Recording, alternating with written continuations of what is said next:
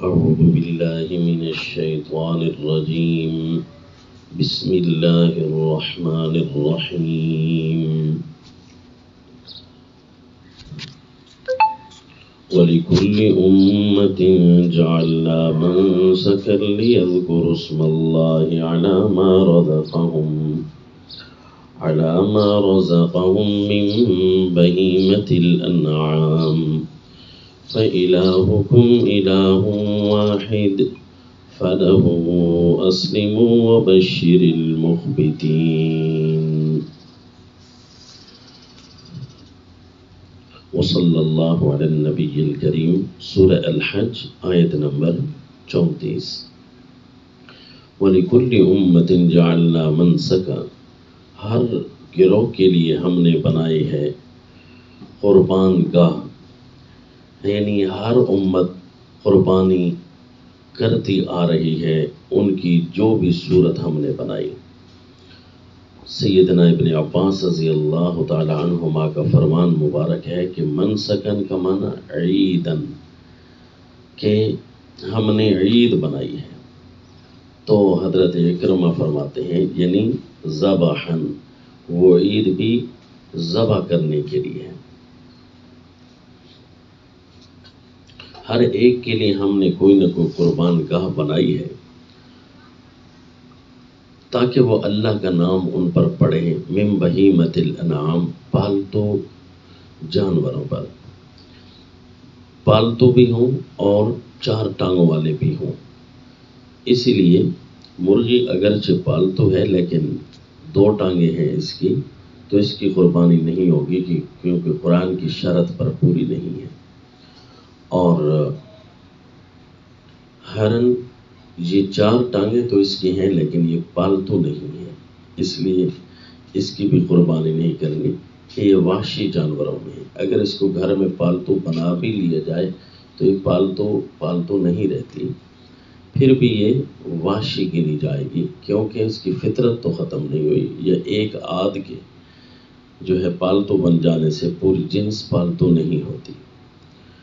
تو جو گائے، بکری، اونٹ وغیرہ ہے، دمبے وغیرہ، یہ چار ٹانگوں والے انعام بھی ہیں اور بہیمہ بھی ہیں کہ یہ پالتو بھی ہیں، تو ان کی قربانی ہوتی ہے. اب گھوڑا جو ہے رسول اللہ صلی اللہ علیہ وسلم کے پاس ہونے کے باوجود اللہ کے نبی نے اس کی قربانی نہیں کی، لہذا اس کی قربانی پاس ہونے کے باوجود بھی نہیں کرتے مسلمان. جبکہ جو ہے گائے کی ہر قسم، چاہے وہ رسول اللہ صلی اللہ علیہ وسلم نے نہ کی ہو لیکن قرآن اجازت دے رہا ہے. اونٹ کی ہر قسم، چاہے ہر قسم اللہ کے نبی نے نہ کیا ہو لیکن قرآن اجازت دے رہا ہے کہ جنس تو کی نا. گائے کی جنس کی قربانی اللہ کے نبی نے کی، اونٹ کی جنس کی قربانی کی. سفید اونٹ ہو، سرخ ہو، کالا ہو، ایک کوہان والا ہو، دو کوہان والا ہو، سارے اونٹوں کی قربانی جائز ہے. وَمِنَ الْإِبِلِ اثْنَيْنِ، قرآن بھی کہتا ہے وَمِنَ الْبَقَرِ اثْنَيْنِ. اسی طرح گائے وغیرہ میں سے بقر، جنس البقر، ہر قسم کی گائے ہے، چاہے جس علاقے کی، جس نسل کی، سینکڑوں قسم کی نسلیں چلتی ہیں. تو بھینس بھی انہی کی قسم میں سے ہے، چاہے رسول اللہ صلی اللہ علیہ وسلم نے نہیں کی لیکن اللہ کے نبی نے اس کی جنس تو کی ہے نا. بہیمۃ الانعام ہے. جس قانون سے دودھ اللہ کے نبی نے نہیں پیا تو اسی طرح قربانی بھی نہیں کی کیونکہ وہ پاس ہی نہیں تھی. جبکہ گھوڑا پاس تھا لیکن اللہ کے نبی نے قربانی نہیں کی. ہاں، نیل گائے جو ہے وہ اس بقر میں شامل اس لیے نہیں کہ وہ وحشی ہے، وہ پالتو نہیں ہے، اس لیے اس کی قربانی نہیں کرتے. بہرحال اونٹوں میں سے، گاؤں میں سے، دمبے وغیرہ میں سے، اون والے اور بکریوں میں سے انہی کی قربانی ہے. ان کو بہیمۃ الانعام کہتے ہیں، باقیوں کو بہیمۃ الانعام نہیں کہتے. اللہ کے نبی صلی اللہ علیہ وسلم نے خود جو ہے 2 دمبے لائے گئے جو کہ کانوں والے تھے، اور اللہ کے نبی نے تکبیر پڑھی، بسم اللہ پڑھی، فسمى وكبر ووضع رجله على صفاحهما. اللہ کے نبی نے ان کی جو ہے ٹانگوں پر اپنا پاؤں رکھا، پاؤں مبارک، اور پھر آپ نے بسم اللہ پڑھ کر تکبیر پڑھ کر ذبح کیا، بسم اللہ اللہ اکبر یا بسم اللہ واللہ اکبر، دونوں قسم کے الفاظ ملتے ہیں، اور اپنی بیویوں کی طرف سے گائے ذبح کی صلی اللہ علیہ وسلم۔ اور قربانی کے دنوں میں سب سے افضل یہی ہے، اور حیرت کی بات ہے کہ جب یہ آیت ہم پڑھ رہے ہیں سورہ الحج کی، قرآن کا مطالعہ کرنے والے وہ سمجھیں گے کہ یہاں پر اللہ نے جتنے احکام ارشاد فرمائے سورہ الحج کے اندر 17 دفعہ اوامر کے صیغے آئے، 17 احکام ہیں، ان میں پہلے 4 احکام جو ہے عقائد کے متعلقہ ہے، نیازات اللہ تحریمات اللہ کے متعلقہ 4 احکام ہیں، اور 4 احکام کے بعد یہ جیسے ہی اگلے حکم شروع ہوئے پہلا حکم قربانی کا آیا، لِكُلِّ أُمَّةٍ جَعَلْنَا مَنْسَكًا لِيَذْكُرُوا اسْمَ اللَّهِ۔ یہ اب اس صورت کے پڑھنے کے ساتھ تعلق ہے کہ حج کے اور بھی تو بہت سارے احکام تھے، سیدنا ابراہیم علیہ الصلوۃ والتسلیم کی اذان حج کے ذکر کے بعد قربانی کا حکم جو ہے اس کو بڑا اسپیشل کر کے بیان کیا، حالانکہ حج تو بہت سارے امور پر مشتمل ہے۔ اور مزے کی بات کہ حج کے اس قربانی کے ذکر کے بعد جو ہے پھر جہاد فی سبیل اللہ کا حکم ہے، جبکہ سورہ البقرہ میں حج کے ذکر سے پہلے جہاد فی سبیل اللہ کا ذکر ہے، تو حج سے پہلے ہو یا حج کے افعال کے بعد ذکر جہاد فی سبیل اللہ کا ہے، اس سے کم از کم قربانی کا فلسفہ سمجھ آ جاتا ہے کہ قربانی ایک تقریب نہیں بلکہ اس کو جہاد کی ٹریننگ سمجھ کر کرنا ہے، کہ یہ گویا کہ ہمارا خون ہے، جانور کا خون جب بہایا جائے خون کی گویا ٹریننگ ہو رہی ہے کہ ہمیں اللہ کی راہ پر قربان کرنے کے لیے اپنی جان اور مال تک کو پیش کرنا ہے، کیونکہ یہ ایک روایت کے مطابق سیدنا ابراہیم علیہ السلام کی ہی سنت ہے، اللہ کے نبی نے فرمایا سنت ابیکم ابراہیم، تو اس جانور کو اصل میں سیدنا اسماعیل علیہ الصلوۃ والتسلیم کے فدیہ کے طور پر دیا گیا، اصل تو جان انسان کی پیش کی گئی تھی، اسی لیے قرآن کہتا ہے وَفَدَيْنَاهُ بِذِبْحٍ عَظِيمٍ کہ ہم نے بہت بڑے ذبح کے ذریعے فدیہ دیا، یعنی سیدنا اسماعیل علیہ الصلوۃ والتسلیم کے فدیے کے طور پر ایک جانور آیا تھا، تو یہ اصل انسان ہے اور یہ فدیے کے طور پر ہم ذبح کر رہے ہیں، تو یہ اللہ تعالیٰ نے عبادت کا حکم کر دیا، اللہ قادر ہے جو حکم چاہیں کر سکتے ہیں، لیکن اصل سبق کو نہیں بھولنا چاہیے، یہ فدیہ کا درس بھی سامنے ہو اور جہاد فی سبیل اللہ کا ان احکام میں سیاق بھی اور سباق بھی، سیاق و سباق جہاد فی سبیل اللہ کا سورہ البقرہ میں جو ہے سباق جہاد کا ہے اور سورہ الحج میں سیاق جہاد کا ہے، تو اس کا مطلب یہ ہے کہ قربانی کو فقط ایک تقریب سمجھ کر نہیں کرنا بلکہ اپنے دل کا نذرانہ پیش کرنا ہے کہ میں بھی اپنا جان اور مال پیش کرنے کے لیے تیار ہوں، جو اس ذریعے سے اس طریقے سے قربانی کرتا ہے یوں سمجھیے کہ اس نے قربانی کی روح کو پا لیا ہے۔ روزے کا حکم بھی اسی طرح جہاد فی سبیل اللہ کے حکم کے درمیان آیا، روزہ اور حج، اس لیے جو روزہ رکھتا ہے وہ گویا اپنے آپ کو بھوکا رکھتا ہے اور بھوکوں کا جذبہ اور ان کی غمخواری اس کے دل میں پیدا ہو جاتی ہے تاکہ دنیا سے ظلم و ستم کو مٹا ڈالا جائے، تو یہ بھی جہاد کی ٹریننگ کے طور پر اللہ تعالیٰ نے بیان فرمایا سورہ البقرہ کے اندر، جہاں جیسے ہی جہاد فی سبیل اللہ کا حکم شروع ہوتا ہے تو اس میں روزہ اور اس کے بعد حج کا حکم شروع ہو جاتا ہے، اور پھر گھریلو زندگی کے احکام تاکہ مجاہد کے جو ہے گھر کے معاملات درست ہوں گے تو باہر جا کر جہاد کر سکے گا، پھر فوراً اس کے بعد جہاد فی سبیل اللہ کا حکم شروع ہو جاتا ہے۔ اس کا مطلب ہے قرآن کے مزاج سے واقف ہونے والا وہ روزہ رکھے گا یا حج قربانی کرے گا تو اصل میں وہ جہاد فی سبیل اللہ کو اپنے سامنے رکھتا ہے۔ جہاد میں کیا ہوتا ہے کہ اپنی جان کو پیش کر دیا جاتا ہے، تو حج میں بھی اسی طرح کفن نما 2 کپڑے پہنے جاتے ہیں، تو جہاد کے اندر بھاگنا ہوتا ہے، اسی طرح حاجی کبھی بھاگ کر طواف کرتا ہے تو کبھی آہستہ، کبھی صفا مروہ میں چل رہا ہوتا ہے تو کبھی اچانک سے بھاگ پڑتا ہے۔ جہاد میں کیا ہوتا ہے؟ فائرنگ، مارنا ہوتا ہے، تو اسی طرح شیطان کو کنکریاں ماری جاتی ہیں۔ غرض یہ جہاد کے احکام کی جو ترتیب ہے اس کے اصل فلسفہ اور روح جہاد فی سبیل اللہ ہے۔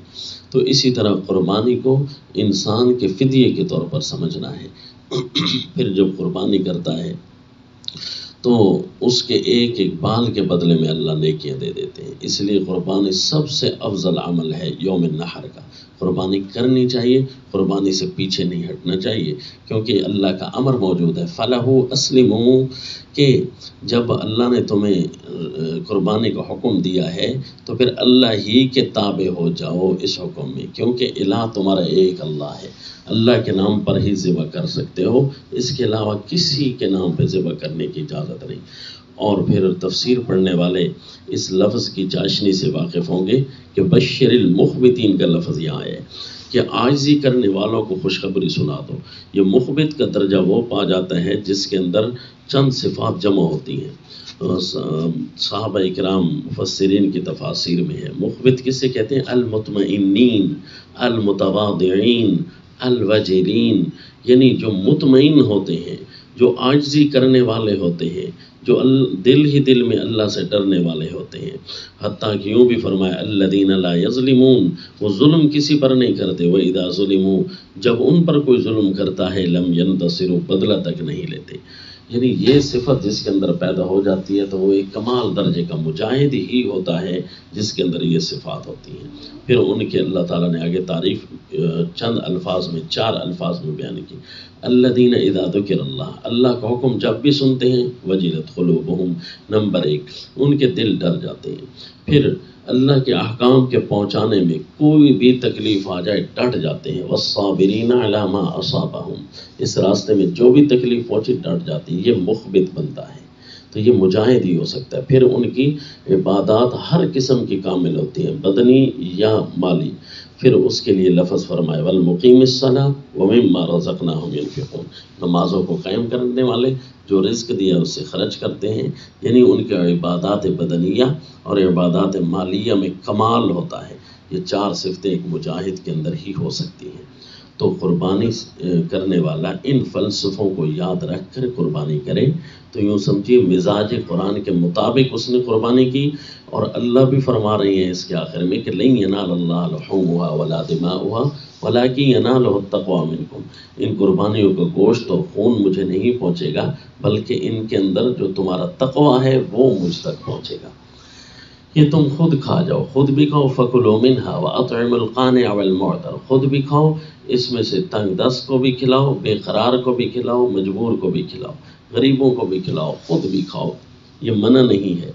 اس وقت سٹاک کرنا مدینہ طیبہ میں منع کیا گیا تھا جب مسلمانوں کو سخت ضرورت تھی، تنگی کی گھڑی چل رہی تھی، اور اس کے بعد فرمایا جتنا مرضی ہے کھاؤ، جس طرح مرضی ہے کھاؤ۔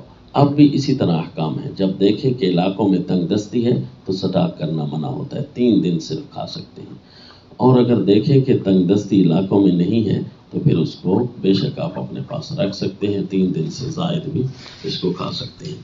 یوم نحر یہ 10ویں کے دن کا عمل ہے، اس سے 1 دن پہلے روزہ ہوتا ہے، یوم عرفہ کا روزہ، کیونکہ ان 10 دنوں کے بارے میں فرمایا کوئی بھی نیک کام کرو نا تو وہ پورے سال کے دن اس کا مقابلہ نہیں کر سکتے۔ راتوں کے اعتبار سے رمضان المبارک کے آخری 10 کی 10 راتیں افضل ہیں، دنوں کے اعتبار سے کوئی بھی دن اتنا افضل نہیں جس طرح یہ ذوالحج کے پہلے 10 دن ہیں، کیونکہ یہ ایسے دن ہیں کہ سال میں ایسے دن کبھی نہیں آئیں گے۔ مفسرین بڑا عجیب نکتہ بیان کرتے ہیں، ان دنوں میں ہر قسم کی عبادت موجود ہوتی ہے، صدقہ وہ بھی انہی دنوں میں ہوتا ہے، یعنی قربانی کی صورت، اور اسی طرح حج وہ بھی صرف انہی دنوں میں ہوتی ہے اور سال بھر کسی دن میں نہیں ہوتی، نماز وہ بھی انہی دنوں میں ہوتا ہے، روزہ وہ بھی انہی دنوں میں ہوتا ہے۔ تو لہذا ہر قسم کی عبادت ان 10 دنوں میں جمع ہے، دنوں کے اعتبار سے افضل ہے، افضل ترین، لہذا کوئی بھی نیک کام کرنا بہت افضل ہے، پورے سال بھر کے دن اس کا مقابلہ نہیں کر سکتے۔ حسن اخلاق، نماز، جماعت، نوافل، روزے، حتیٰ کہ پھر یوم عرفہ کے روزے کے متعلق اسپیشل فرمائے، یعنی عید قربان سے 1 دن پہلے کا روزہ، کہ جو یہ روزہ رکھتا ہے 1 سال پہلے اور 1 سال بعد کے اس کے گناہ معاف ہو جاتے ہیں۔ تو ان دنوں کی جو تکبیرات ہیں چلتے پھرتے تو تکبیرات کہنی ہی ہیں. صحابہ کرام کا طریقہ تھا کہ بازار میں تشریف لے جاتے اور یاد دلاتے اللہ اکبر لا الہ الا اللہ واللہ اکبر وللہ الحمد. اور پھر چلتے پھرتے تو کہنا ہی ہے، لیکن نماز کے بعد بھی کہنا ہے. عید قربان سے ایک دن پہلے، یوم نحر سے ایک دن پہلے، جس طرح ہماری یہ قربانی کے دن آ رہے ہیں، کل سے نماز فجر سے کے بعد سے 13ویں تک، یعنی عید قربان کے 3 دن بعد تک، عصر کی نماز تک یہ چلتے رہنا ہے. ہر نماز کے بعد چاہے کوئی بھی ہو، اکیلا پڑھ رہا ہو، جماعت کے ساتھ ہو، مرد ہو، عورت ہو، مسافر ہو، جو بھی ہو، اس کو ایک دفعہ پڑھنا یہ ضروری ہے، واجب ہے نماز کے بعد. عورتیں آہستہ آواز میں پڑھتی ہیں اور مردوں کو زور سے پڑھنا یہ مسنون ہے. بہرحال پڑھنی تو ہے، یہ واجب ہے. اگر رہ جائے تو استغفار کرنا ہے، اس کی کوئی قضا نہیں ہے. وما علینا الا البلاغ.